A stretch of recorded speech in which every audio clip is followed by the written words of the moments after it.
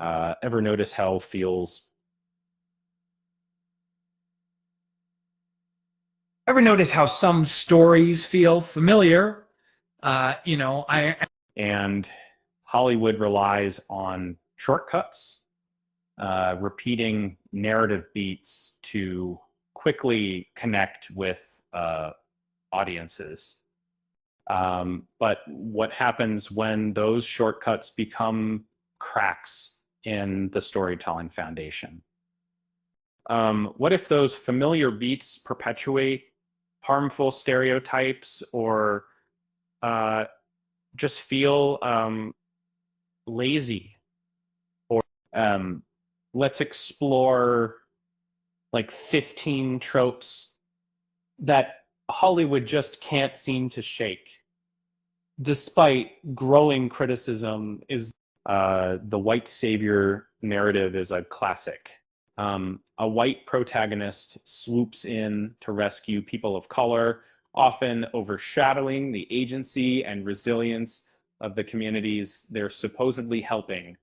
um, think the Helper or Green Book stories that unintentionally center the savior's journey instead of the people they're trying to aid after. Um, and then there's Bury Your Gaze. LGBTQ plus characters often meet tragic ends shortly after finding happiness, reinforcing the harmful idea that queer relationships are destined for sorrow. Shows like The 100 and Killing Eve have drawn criticism for this disheartening pattern. Women in refrigerators is equally troubling. Female characters are often killed or harmed solely to motivate a male hero's revenge. And it's a plot device that reduces women to props in someone else's story, a concept originating from a comic book where a hero discovers his girlfriend's body. Um, the born sexy yesterday trope is another offender. A naive, childlike woman with a stunning physique enters the scene, requiring a man to explain the world to her. Um, Films like The Fifth Element and Tron Legacy showcase this dynamic, creating an unbalanced power dynamic. Don't forget the magical Negro, black characters appearing solely to offer wisdom or assistance to a white protagonist, lacking their own aspirations. The Green Mile and The Legend of Bagger Vance exemplify this, and similarly limiting black representation to a service role. Uh, and the manic pixie dream girl is exists to shake up the brooding male lead, lacking her own goals beyond being his muse. Garden State and Elizabethtown feature these women, suggesting they exist solely to fix broken men. Queer coded villains rely on effeminate traits to signal immorality, associating non normative gender expression with evil. Disney classics like The Lion King and Aladdin subtly reinforce this harmful trope. But the funny fat friend is relegated to comedic relief, their weight serving as the primary source of humor.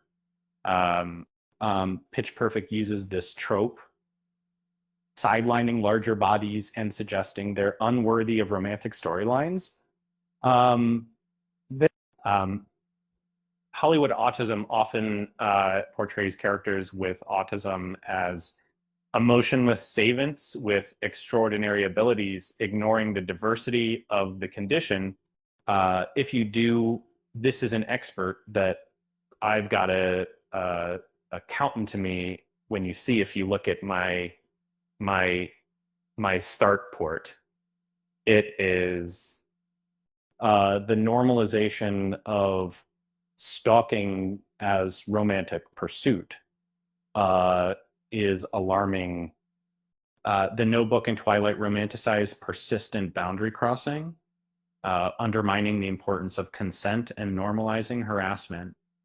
Uh, the angry Black woman stereotype reduces Black women to aggressive caricatures, dismissing their valid frustrations. Reality television and scripted dramas often rely on this one dimensional portrayal. The disposable sex worker is often portrayed as a nameless victim in crime dramas, dehumanizing sex workers and suggesting their lives are less valuable. Shows like CSI and Law and Order frequently employ this trope, using sexual violence as backstory to explain a female character's toughness is problematic. Game of Thrones faced criticism for using assault as a development tool, suggesting women must endure trauma to become strong. The Asian nerd stereotype reduces Asian characters to academically gifted, socially awkward figures, stripping them of agency and reinforcing harmful stereotypes. Films like 16 Candles and Spider-Man Homecoming rely on this trope, and finally, significant age gaps in casting perpetuate unrealistic relationship dynamics and limit opportunities for older actresses. Films featuring actors like Tom Cruise often cast much younger love interests. What tropes drive you crazy? Share your thoughts in the comments. With that said, thanks for watching, and until next time.